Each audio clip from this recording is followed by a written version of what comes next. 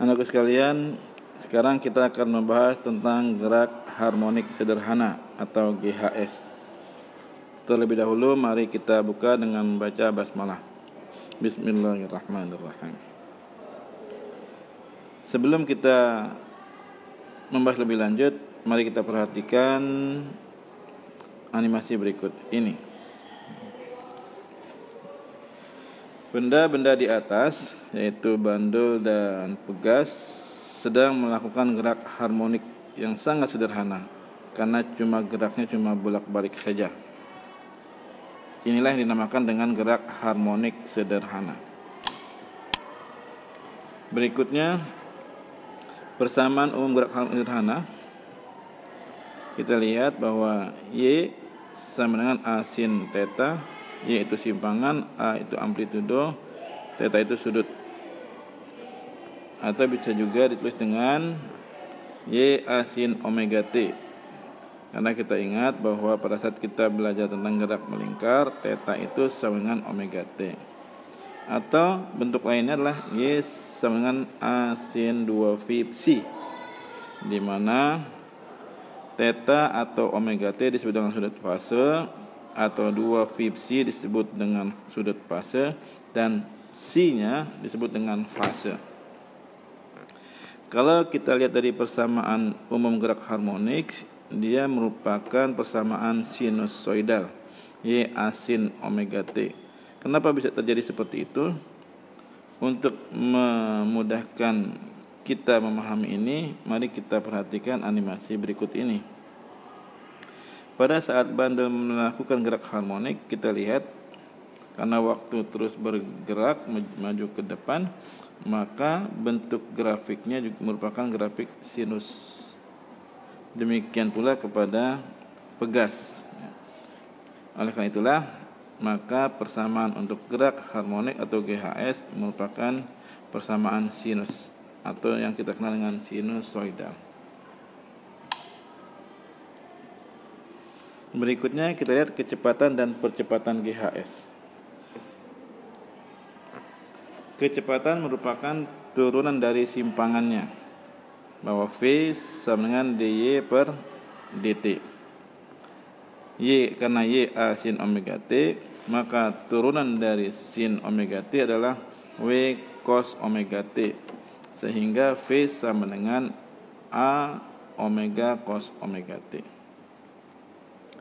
Demikian pula percepatan merupakan turunan dari kecepatannya, sehingga A sama dengan dv per dt. Jika kita turunkan, turun dari cos adalah min sin, sehingga persamaan percepatan GHS menjadi min A omega kuadrat sin omega T.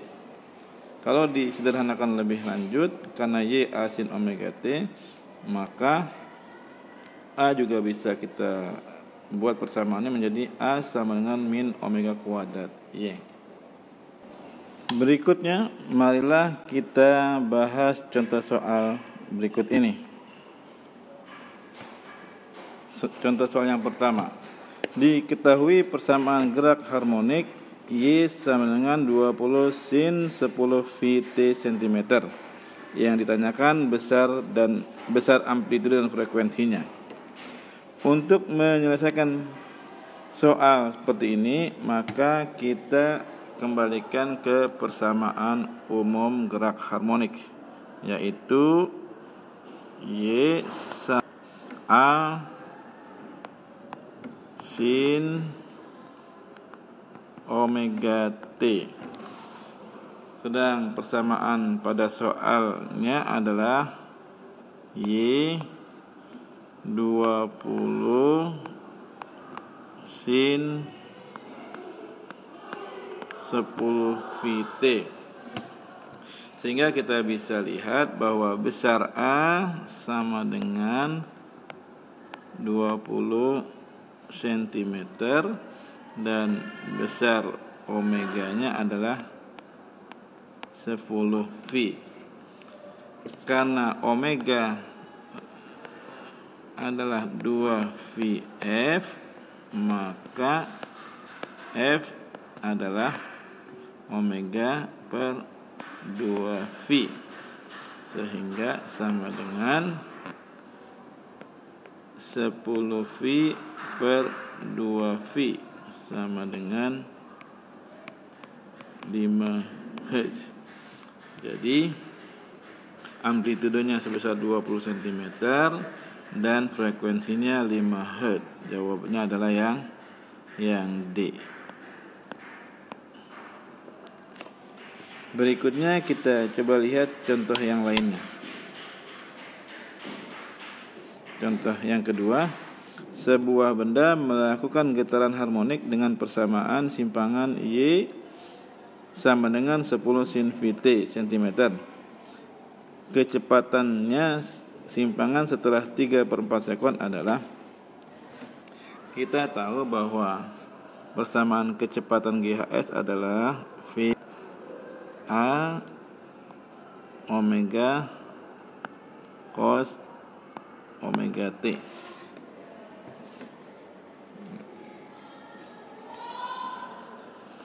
Nah, dalam soal kita lihat persamaan Y adalah 10 sin Vt, maka A-nya adalah 10 cm,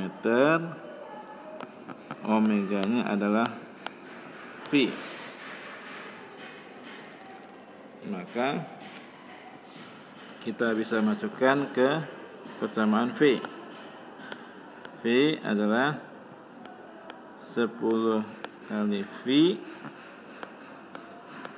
cos omeganya V, T-nya 3/4. V dalam bentuk sudut itu besarnya 180 derajat. Maka kita bisa cari V 10V cos 135. Cos 135 ada di kuadran kedua. Cos di kuadran kedua adalah minus. Jadi sama dengan minus 10V cos 45, sehingga besarnya menjadi min 10V kali setengah akar 2, maka besarnya minus 5 akar 2V cm per sekon. Jawabannya adalah yang E.